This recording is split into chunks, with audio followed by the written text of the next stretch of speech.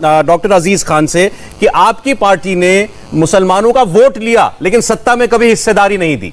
ओवैसी जी ये बात जगह जगह जाकर डंके की चोट पर कह रहे हैं। ऐसा है कि ओवैसी साहब का तो काम है धार्मिक उन्माद पैदा करना, देश को बांटना। समाजवादी पार्टी का काम है देश को जोड़ना। हम देश की बात करते हैं, हम एक पर्टिकुलर कौम की बात नहीं करते हैं। क्या मैंने आगरा एक्सप्रेस में बनाया तो उसमें मुसलमान नहीं चलता क्या? हमने मेट्रो बनाया तो उसमें मुसलमान नहीं चलता क्या? हमने डायल 100 बनाया तो क्या मुसलमानों के लिए नहीं है क्या?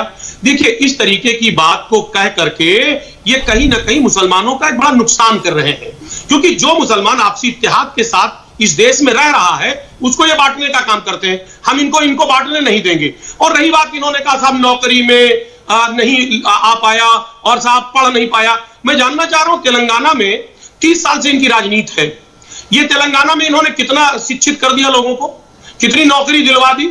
साहब देखिए, भाषण देने से, माहौल को खराब करने से, आपस में ना इत्तेफाकी पैदा करने से मुसलमानों का नहीं भला होने वाला है। मुसलमानों का भला होगा, इस देश का भला होगा, इस देश के इनका सवाल सीधा सा है, जब ये देश तरक्की करेगा। डॉक्टर साहब, इनका सवाल सीधा सा है। उत्तर प्रदेश में मुसलमान का वोट भारतीयों के बीच में बढ़ता आया और ये पिछले कुछ दशकों से मान्यता है, जब से बीजेपी का उभार हुआ है, कि बीजेपी को हराने में जो पार्टी ज्यादा दमखम रखती हुई दिखाई देती है, मुस्लिम वोट उसको दिया जाता है। और ये कहते हैं कि आपने ये डर पैदा किया है, ये फियर साइकोसिस मुसलमान के मन में पैदा किया है कि वो आ जाएगा, वो माने बीजेपी आ जाएगी, आरएसएस आ जाएगी, इसलिए कहीं मत जाना, हमको वोट देना।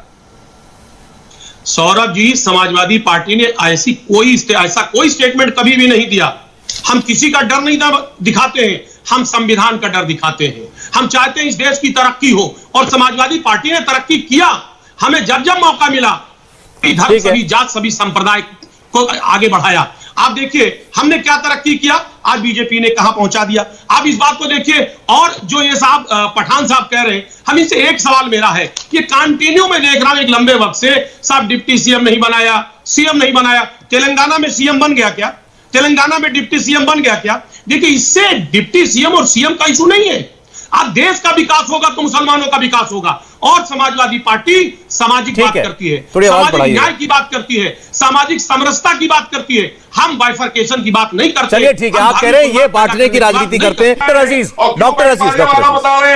वारिस पठान जी, 1 मिनट, डॉक्टर अजीज का रिएक्शन लूंगा उसके बाद। डॉक्टर अजीज, आपने अभी बात कही थी कि ये बार बार कहते हैं डिप्टी सीएम बनाओ। अभी इन्होंने फिर कहा कि मुसलमान क्यों डिप्टी सीएम उत्तर प्रदेश में नहीं बन सकता है? देखिए सौरभ जी, अभी स्क्रीन पे जो मैं देख रहा हूं, साहब मोहसिन साहब और वारिस पठान जी, ये दोनों कैसे लुका छिपी का खेल खेल रहे हैं। साहब बाहर तो जो करते ही वो देखिए स्क्रीन पे भी वही कर रहे हैं। एक बात आपको बताना चाहूंगा कि देखिए, मुसलमान का विकास हो, इसमें कोई दो राय नहीं है और देश में हो रहा है। लेकिन जब देश का विकास होगा तभी मुसलमान का विकास होगा। और देश का विकास कभी वारिस पठान जी ने या ओवैसी जी ने कभी देश के विकास की बात नहीं की, कभी देश के विकास की बात नहीं की। और समाजवादी पार्टी चाहती है कि सबसे पहले देश का विकास हो, और देश का अगर विकास होता है तो भाई मुझे, अरे मोहसिन साहब मुझे मौका दे, मोहसिन साहब होगा तभी मोहसिन रजा का विकास होगा, तभी वारिस पठान का विकास होगा। अगर देश का विकास नहीं होगा तो किसी का विकास नहीं होगा। मैं एक बात और आपको बताना चाहता हूं, एक बात का जवाब दीजिए तरीके से। नहीं, डॉक्टर साहब, डॉक्टर अजीज, ये इल्जाम है आप पर ओवैसी जी का, कि आप पर ही नहीं बाकियों पर, सब पर, कि आज आप मुसलमान का नाम लेने से कतराते हैं। आज उत्तर प्रदेश में किसी मुसलमान को पकड़ा जाता है जिसके बारे में लोग कहें कि गलत हुआ, तो वो इशू आप नहीं उठाएंगे, वो नाम आप नहीं उठाएंगे, आप कभी नहीं कहेंगे कि ये सरकार ने गलत किया, क्योंकि आपको डर है आपका दूसरा वोट ना छिन जाए। देखिए सौरभ भाई, ये आरोप आप जो कह रहे हैं ये बीजेपी लगा रही है। बीजेपी नहीं, ओवैसी लगा रहे हैं, ओवैसी लगा रहे हैं। बीजेपी हमारी आवाज को दबा देती है, वो विपक्ष की आवाज को सम्मान नहीं करती है, वो किसी का भी सम्मान नहीं करती, वो अपनों का सम्मान नहीं करती। अभी देखिए, जातीय जनगणना का मामला आया था, इनके जो सहयोगी दल है नीतीश जी, अनुप्रिया पटेल जी, उन्होंने बाकायदे सवाल उठाया, लेकिन मोदी जी चुप्पी साध गए। वो नहीं चाहते पिछड़ा समाज आगे बढ़े, वो नहीं चाहते जो जितने भी सर्व समाज के लोग आगे बढ़े। साहब ये किसी का भी सम्मान नहीं करते। हम बहुत आवाज उठाते हैं, हम प्रदर्शन करते हैं, एनएसए लगा दिया जाता है, मुकदमा दर्ज किया जाता है, मुकदमा दर्ज करके ये लोगों को दबाया जाता है। आजम खान साहब की तो आजम खान साहब को जिस तरीके से बीजेपी ने प्रताड़ित किया है, आज अपराधियों को आइडियल बनाया है, मुकदमे लाद दिए, फर्जी मुकदमे लाद करके उनको गलत तरीके से अपराधी साबित कर दिया। लेकिन एक बात आप समझिए, वो सच थे, आज यहाँ कानून का राज है। ठीक है सर, ठीक है।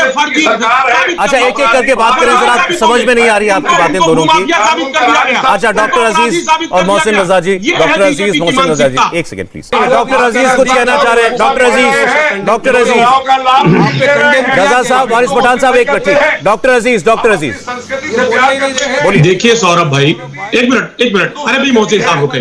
देखिए ये टेलीविजन पे लड़ाई करने से कोई फायदा नहीं। मैं देख रहा हूँ हिंदू और मुसलमान के अलावा कोई बात इन दोनों लोगों ने कुछ नहीं किया।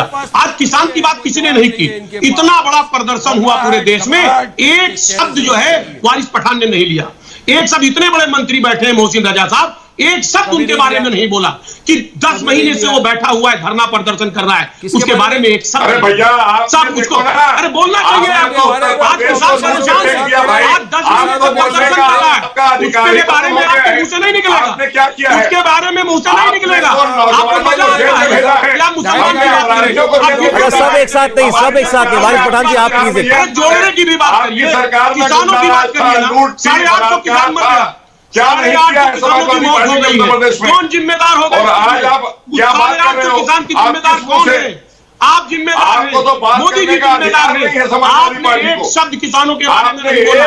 आप पाकिस्तानी, खालिस्तानी, आतंकवादी कहते हैं, वही किसान हमारा अन्नदाता है और किसान हमारा अन्नदाता है, उसको आप अहमियत नहीं दे रहे हैं। बैठकर गीत गा रहे हैं आप जिन्होंने इंसानों के खून पर अपनी पार्टी की बुनियाद रखी हो, उसको प्रताड़ित कर रहे हैं, उसकी बात नहीं सुन रहे हैं।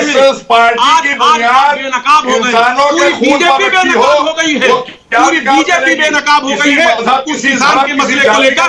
आज देश का किसान की बात कर रहे हैं, आज योगी जी के किसान आपको किसान आईना दिखाएगा, किसान 2022, ठीक है, किसान आईना दिखाएगा। चलिए ठीक है डॉक्टर अजीज, ठीक है, देखते हैं जी। खान साहब, एमएच खान साहब।